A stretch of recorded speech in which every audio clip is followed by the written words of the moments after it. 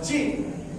وہ چلی گئی میروں کے ساتھ. میں آپ کو مثال کروں کہ بعض مرتبہ ایسا میں نے دیکھا گیا سنا گیا کہ صاحب کوئی بکری ہے اس کو کوئی روٹی کا ٹکڑا دکھا کر کے بلایا گیا, کوئی گھوڑا ہے اس کو گھاس دکھا کر کے قریب کیا گیا, یا کوئی پرندے ہیں لوگوں نے سنا ہے اللہ عالم کے ساتھ کو جال بچھا دیتے ہیں, دانا ڈال دیتے ہیں, وہ پرندہ آتے ہیں ان کو پھر شکار کر لیتے ہیں, پکڑ لیتے ہیں, کانٹا ڈال دیتے ہیں, مچھلی اس کے قریب آتی ہے, مچھلی سوچتی ہے میرا لقمہ آ گیا, حالانکہ شکاری سمجھتا ہے کہ تجھے میں لقمہ بنا رہا ہوں. اسی طرح سے آج مسلم بچیوں کے ساتھ جو واقعات حادثات رونما ہو رہے ہیں وہ یہ سمجھتی ہیں کہ ہمیں کوئی بہتر رشتہ جوڑ مل گیا, حالانکہ حقیقت یہ ہے کہ وہ ایک سازش کا شکار ہو چکی. میں ساری تفصیلات نہیں کروں, وقت ہو رہا ہے, ایک بات کی طرف صرف اشارہ کر رہا ہوں.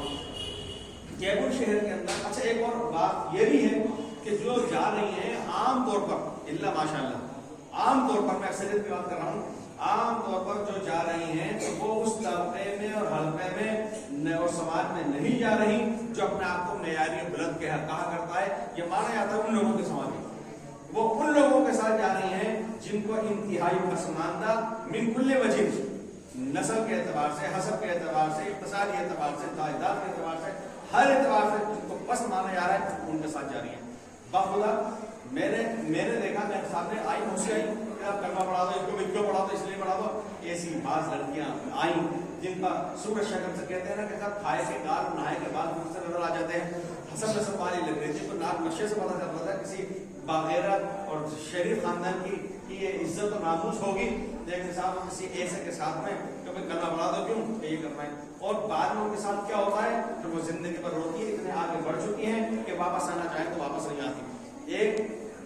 ایسا واقعہ کا شاید جبری کا ہے کہ وہ لڑکے کو چلے گئے ریت کے ساتھ میں, وہاں پر 3 بچیاں اس کی ہو گئی, اب چونکہ 3 ہو چکی اب وہ دھتکار رہا ہے, اب یہ واپس آنا چاہتی ہے. تو آپ اندازہ فرمائیے کہ اس چیز کی طرف بھی ہمیں غور کرنا چاہیے. ممکن ہے وہ چیز یہاں نہیں ہو, یہ وہ کرتی ہے ہر جگہ کے الگ الگ ہوتے ہیں, وہ ہم یہاں یہ چاہیے کہ ہم علماء کرام بھی, ائمہ کرام بھی اور برادری اور سماج کے پہلوؤں کے ذمہ داران حضرات بھی کبھی صرف اس پہلو پر بھی مجتمع ہوں, جمع ہوں اور اکٹھے ہوں اسلامی معاشرے کے لیے کہ ہمارے یہاں کیا کیا چیزیں اسے خرابی آ رہی ہیں. بہت سی رسمیں ایسی ہیں کہ جو چھٹ پھوٹ کہی جاتی ہیں, بہت سی ایسی چیزیں ہیں جو صریح شریعت کے خلاف ہیں, جو چیز صریح شریعت کے خلاف ہے اس کے اوپر ضرور ہمیں مل جل کر کے بات کرنا چاہیے. جمعے کے خطابات کے اندر ان کا ذکر آنا چاہیے, یا شادی بیاہ وہاں اس کو دیکھنا سمجھنا چاہیے. ہمارے یہاں یہ بیان کیا گیا, آپ دیکھتے ہیں کہ حدیث پاک میں کہ رسول پاک علیہ السلام جب تہجد کے لیے بیدار ہوتے اتنے آہستہ سے اٹھتے اور وضو فرماتے اور نماز کی نیت باندھتے کہ سونے والے کی آنکھ نہ کھل جائے. جب گھر میں تشریف لاتے کوئی رات وقت ہوتا ہے یا کچھ ہوتا ہوا ہے تو اتنے آہستہ سے سلام فرماتے کہ جاگا ہوا ہو تو سن لے, سویا ہوا ہو تو نیند میں فرق نہیں آئے. آج شادی بھی اگر ہو رہا ہے تو اتنے بلند آواز سے ڈیکوں کا بجنا, باجوں کا بجنا کہ جس سے کہ پورے کے پورے کوئی تہجد پڑھنے والا ہے وہ بھی کروٹیں بدل رہا ہے, اس کو نیند کیسے آ جائے. تو میں اس طرح ہمیں خیال کرنا چاہیے کہ کووڈ کوڑا بھی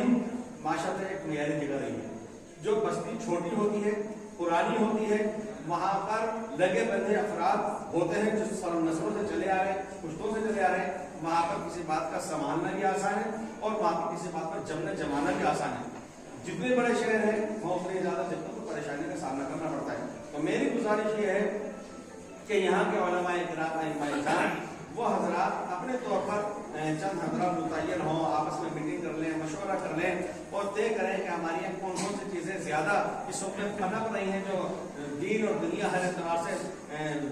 غلط ثابت ہو رہی ہیں. اس کے اوپر وہ مشورہ کر کے محنت کر کے جمعہ میں کتابات بھی کریں, حکمت کے ساتھ مسئلیت کے ساتھ اس کو سمجھائیں. ایسا انداز نہ ہو کہ سامنے والا بھڑک جائے, ایسا بھی نہ ہو کہ عین موقع کے اوپر کسی سے کہا جائے تو اپنی ناک کا مسئلہ بنا لے, بلکہ بہت پہلے سے جہاں کے بارے میں معلوم ہو اس سلسلے کے اندر کوشش کی جائے, محنت کی جائے.